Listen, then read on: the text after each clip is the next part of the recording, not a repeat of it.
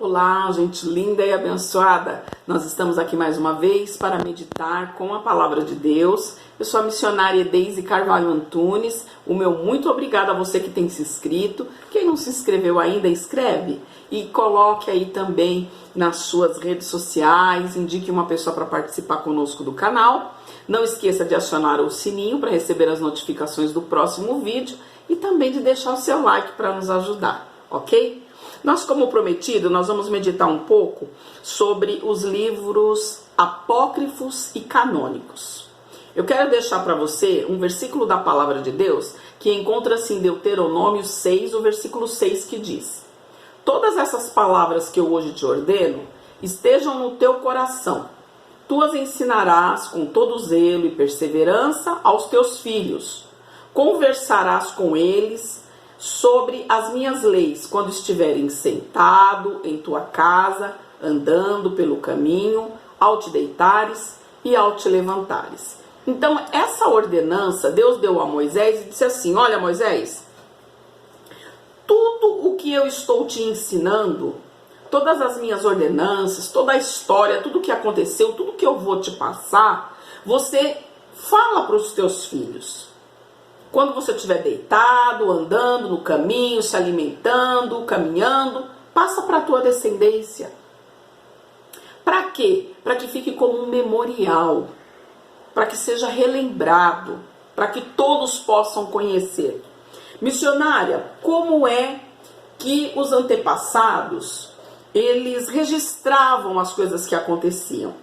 Eu quero dizer para você que tem um ditado que diz que a melhor propaganda é aquela boca a boca, né? Então, eles iam falando de um para o outro, mas nós bem sabemos de que quando alguma coisa não agrada, a pessoa esconde, não é isso? Ninguém quer passar coisa desagradável. Então, muita coisa que aconteceu não foi falada, não foi citada. Vamos entender que Adão e Eva, quando foram lançados do jardim, eles foram morar onde? Se não existiam casa, não tinha nada, só tinha mato, bicho, água. Eles iam ficar ali, ao Deus dará, então eles teriam que ter um lugar onde se refugiar, onde se proteger até dos animais. Posteriormente, nós estaremos também falando sobre o livro apócrifo, que é o livro de Adão e Eva. E agora nós precisamos entender o que é apócrifo e o que é canônico. Canônicos são os livros considerados inspirados por Deus. A Bíblia diz que toda a escritura é inspirada por Deus, foi inspirada por Deus aos homens. Então, na época de Lutero, ele tirou alguns livros, que foi o livro de Enoque, muitos livros foram retirados. No total de 113 livros, aproximadamente, sendo 52 do Antigo Testamento e 61 em relação ao Novo Testamento. Alguns livros considerados canônicos e outros apócrifos. Apócrifo é o que significa tido como suspeito, como falso, de uma origem duvidosa. Por quê? Porque o homem, ele tem a mania de comprovar tudo. Você não vê lá o teste de São Tomé? Eu só vou acreditar se eu botar o dedo na ferida? Eu só vou acreditar se eu ver?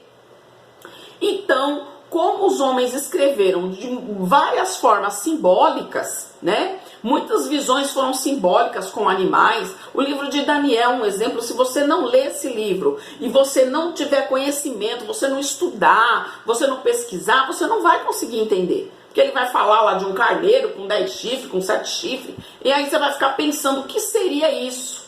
Então, muitos livros, eles pensaram assim: esses homens aí viajaram, olha, estavam aí tendo, como é que se diz? Sonhos, interpretando conforme a sua cabeça. E eles não entendiam e não aceitavam. Por isso foi, então, considerado livros apócrifos. Bom, a gente conseguiu entender aí essa parte. As primeiras escritas, como que se deu a primeira escrita, como que o homem registrou tudo. Então nós não falamos agora há pouco que Adão provavelmente foi morar numa caverna? Foi se proteger em cavernas. Então o homem, ele começou a ter o desejo de registrar o que estava acontecendo com ele. E através do quê? De desenhos muito simples. Faziam como? Em pedras, com algo pontiagudo, alguma pedra, algum osso, que eles conseguiam riscar nas pedras, ou no chão, nas cavernas, e registrar ali o que eles queriam. Por exemplo, matei um zebu. Aí ele ia lá, desenhava no jeito dele, de uma forma grosseira. O primeiro encontro arqueológico foi lá no Iraque, na cidade onde era implantada a cidade de Ur e de Nippur, onde viviam os sumérios. Então, da descendência de Abraão, aproximadamente 3.300 a.C., eles começaram a fazer, então, os seus registros em formas de desenhos em tábuas de argila. Eles perceberam que a pedra era muito dura para riscar, dava muito trabalho, e o barro era mole, e depois secava e ficava marca. Vamos fazer uma comparação bem chula. A onça veio, pisou no barro, opa, ficou a marca da pata da onça. Então eles começaram a usar o barro para fabricar tábuas, né, de argila, e ali eles faziam os seus sinais. Então, em formas primeiramente de sinais, né, e depois de desenhos, e depois eles, de um certo tempo, eles começaram a juntar os sinais fonéticos. Isso leva ao nome de logogrifo. É bem conhecida como logogrifo. Por quê? Porque eles começaram a representar por desenhos que significavam sons para se entender as coisas. Então, como se deu isso? Eu quero trocar uma ovelha que é minha por um cabrito lá do seu José. E eles queriam registrar isso. Então, na argila, eles faziam tipo um sinal que representava aquela troca.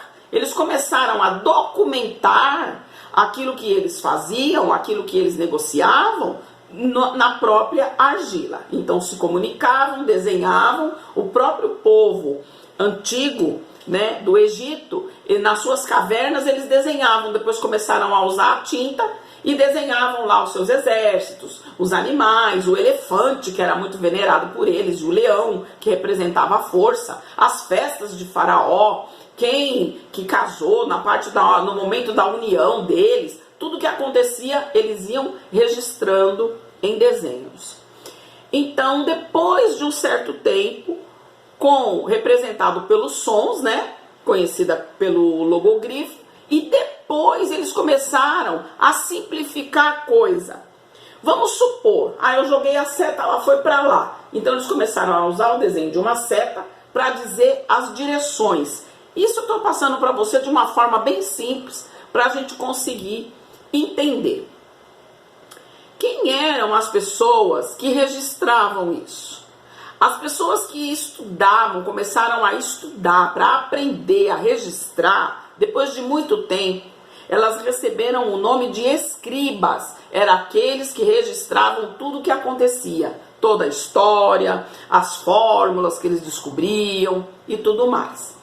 E eles tinham um poder aquisitivo muito grande. Então as pessoas que tinham mais condições, maiores riquezas, eram aqueles que aprendiam, enquanto os menos desfavorecidos ficavam para ser escravos, servos e servir os seus senhores. Como é que nós podemos saber que esses livros são verídicos? Eu sempre comento isso no momento do que eu estou ministrando, de que o homem jamais escreveria algo contra si próprio. Ele procuraria facilidade. Outro dado importante é que os homens, eles, de várias épocas diferentes, eles escreveram sobre o tempo do fim. No livro de Enoque, a qual nós estaremos falando no próximo vídeo, ele fala do tempo do fim. No livro de Daniel, que ele já foi de uma outra época, já na época da Babilônia, ele também escreveu sobre o tempo do fim. No livro de Mateus fala também dos últimos dias. E até o apóstolo João, Deus deu a revelação. O livro de Apocalipse também falando do tempo do fim. E todos eles, se você ler, significa a mesma coisa, fala da mesma coisa, traz aí o mesmo ensinamento.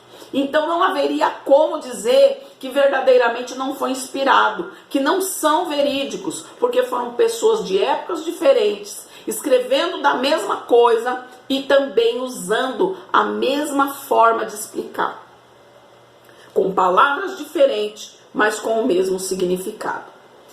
É possível a gente ver no livro de Enoque, que tem mais de 100 capítulos, né?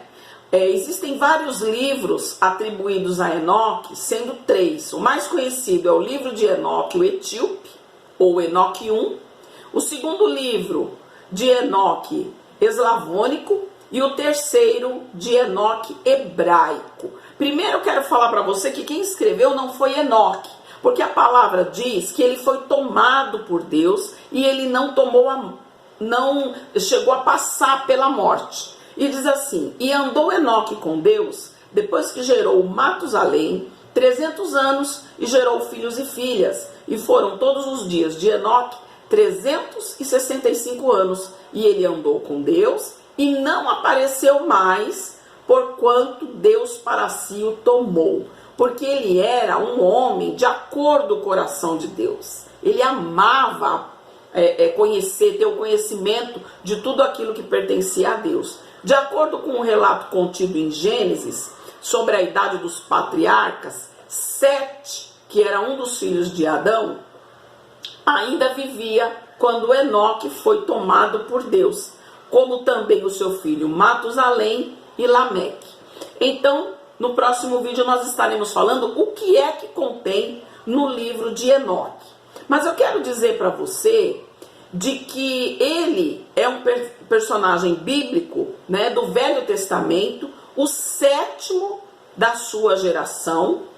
E existem 2 tipos de Enoque, não vamos fazer confusão. Existe aí o filho de Caim, que chamava Enoque, e existiu também o Enoque, homem que andou com Deus. Por que isso? Porque eles repetiam o nome.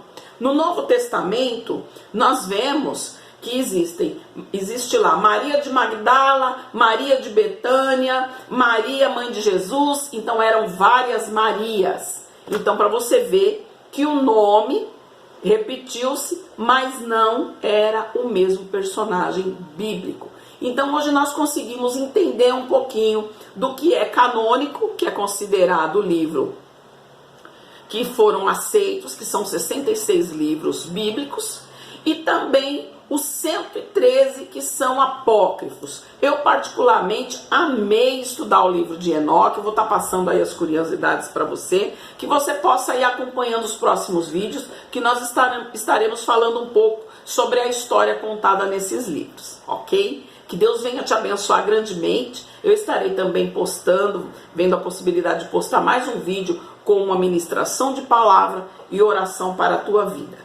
Que Deus te abençoe grandemente e fique para você um forte abraço da missionária Daisy. Até o próximo vídeo, se Deus assim nos permitir. Deus te abençoe.